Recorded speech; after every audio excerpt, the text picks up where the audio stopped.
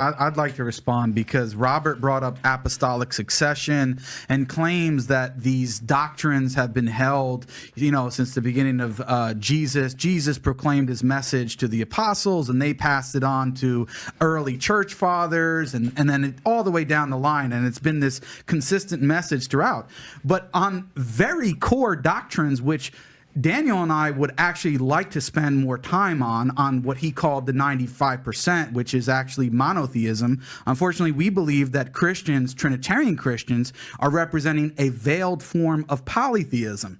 And you claim that this was the consistent message over time. Well, let's see what Justin Martyr, your own saint, says. He's in the beginning of the 2nd century. He was born in the year 100. In his famous dialogue with Trypho, chapter 56, he says this. Let's see if his theology is the same as yours, Robert. I shall attempt to persuade you, since you have understood the scriptures, of the truth of what I say, that there is, and that there is said to be, another God and Lord, subject to the maker of all things, who is also called an angel, because he announces to men whatsoever the maker of all things, above whom there is no other God, wishes to announce them. So Justin Martyr says that Jesus is a second God, is another God, separate and distinct, and he is a lesser divinity. Now, John Baer, who I'm sure you would know is a famous Eastern Orthodox authority today, he comments on this passage, and he says this: as it is not God himself who thus appeared and spoke with man, the word of God who did all of these things, for Justin, quote, another God and Lord besides the maker of all, who is also called his angel, as he brings messages from the maker of all, above whom there is no other God. Then he says about this passage,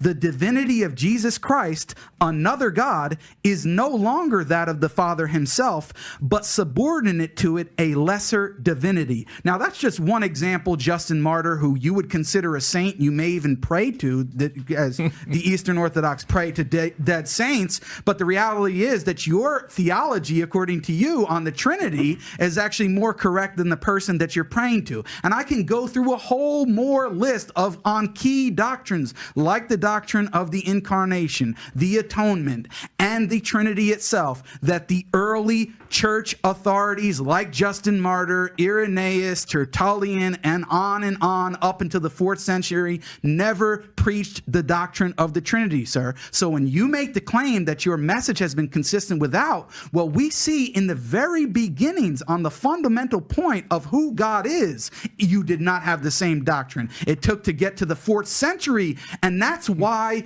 Christianity, because at its very beginning was very comfortable with development. Oh, who is God? Is a man God? Is he God and man at the same time? So if you can have those sorts of developments, of course you can have developments about how laws are applied and whether or not we should be celebrating LGBTQ and all of that. That's your history, sir. You just said that the doctrine of the Trinity came about and was established at the Council of Nicaea in the 4th century in the year 325. We can talk about it another time because we would actually like to talk about theology. We want to talk about that 95%. So maybe we can do that another time. But the point is, and I challenge you, and I will be happy to debate this another time, that in the first 300 years of the church, you do not have a single church father, whether it be Justin Martyr, Irenaeus, if you want to go to Tertullian, although some people think he's just a church writer, down through the line up until the 4th century, they did not teach the doctrine of the Trinity, and I will defend that position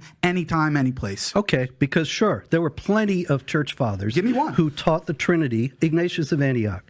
There were plenty of church fathers who taught the Trinity before Nicaea. It didn't spring out of nowhere. Basil the Great writes about it quite extensively, and so it's you acting like it was. Basil was when? Some people made it up. What was Basil? Well, he comes after the definition, but I'm saying that he explains. So what's right. The so you think that he's one of the great saints, and he's revered as also one who is explaining and formulating the doctrine of the Trinity. Yeah.